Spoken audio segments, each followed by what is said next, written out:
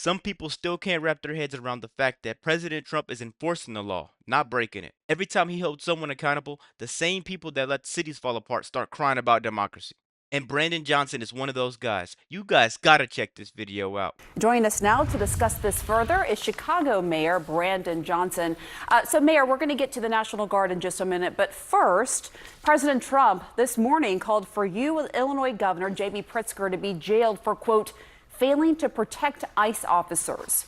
What is your response?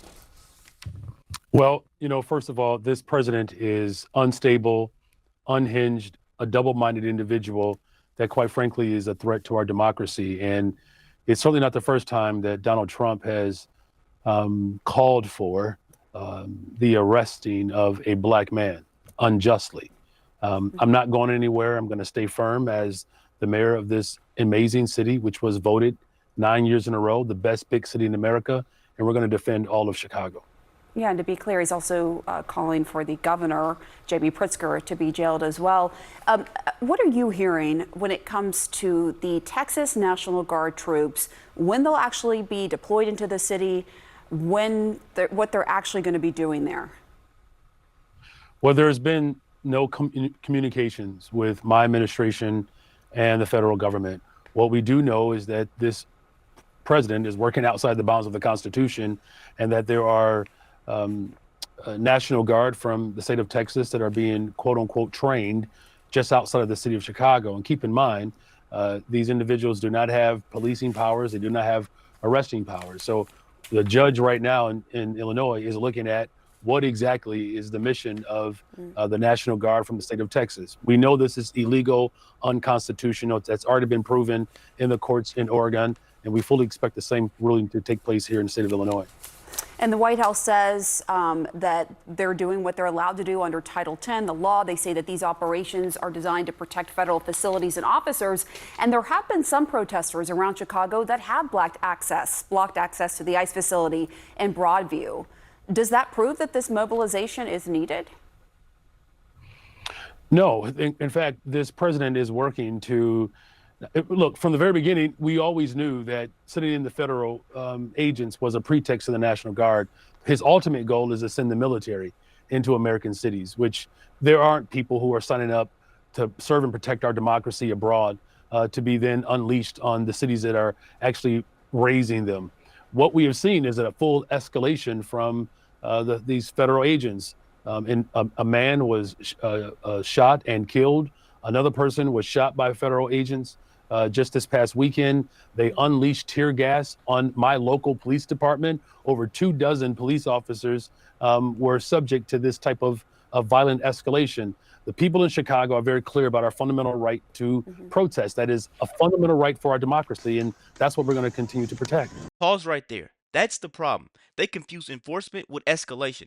The problem didn't start when President Trump showed up. It started once leadership broke down. You can't ignore lawlessness for years and then get angry when someone steps up to clean it up. Chicago has been bleeding for decades, and then when Trump shows up to help, somehow he's the bad guy. You don't fix chaos with conferences and hashtags. You fix it with real accountability and real consequences. Let's keep going, guys. Right. Now, the woman that was shot, DHS has said they did that for defensive reasons. She was car ramming, but there are certainly questions surrounding that still. But when it comes to what I had mentioned, for example, protesters blocking access to federal buildings, what is your message to those protesters? I mean, do you support them blocking access?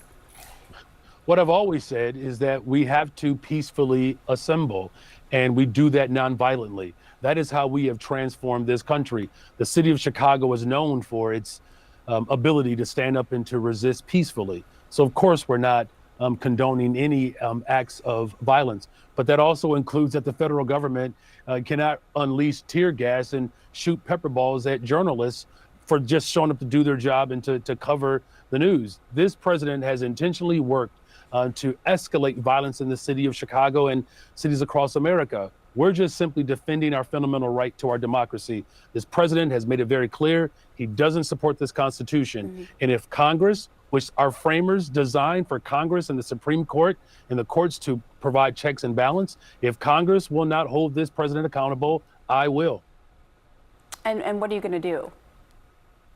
Well, just this past week, I signed another executive order. We have three sweeping executive orders to make sure that the fundamental right to protest is intact. We're making sure that people know their rights, and all of our sister agencies and city departments are working in accordance with the local ordinance. And then now, public property that the city owns, ICE cannot prepare its weapons on school parking lots. ICE cannot prepare to disappear families in the parking lots of libraries. That's not what these public accommodations are for. We literally had a South Side neighborhood under siege with black helicopters, Black Hawk helicopters, where individuals who were sleeping peacefully in their communities had masked, armed men stick long guns in their faces.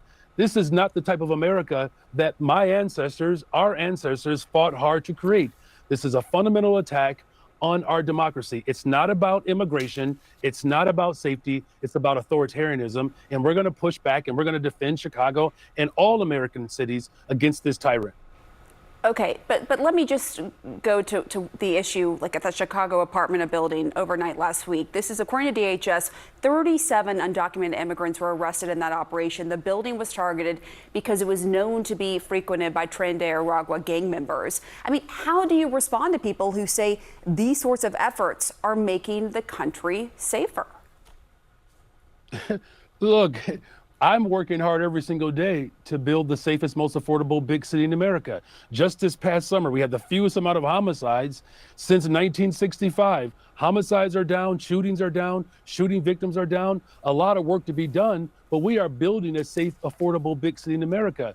But I don't know if there's anybody in America that believes that armed, masked men showing up with Black Hawk helicopters, sticking guns in the faces of Black women, zip tying Black children, putting immigrants in one van, putting Black folks in another van.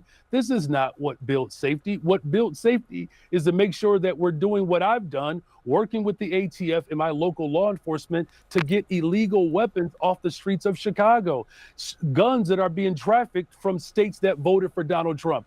If he was serious about safety, he would not have defunded a program of $800 million that was geared towards violence prevention. He cut the ATF budget by 30%.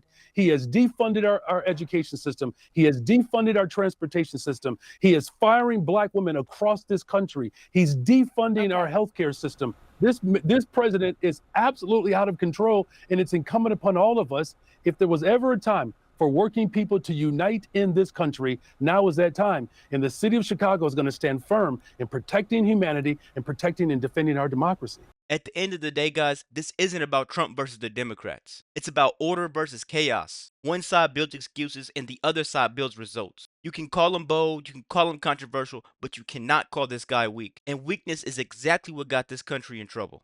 Let me know what you guys think about the quick video. Be sure to like, comment, subscribe if you're new. And as always, let me know what you react to. We're out.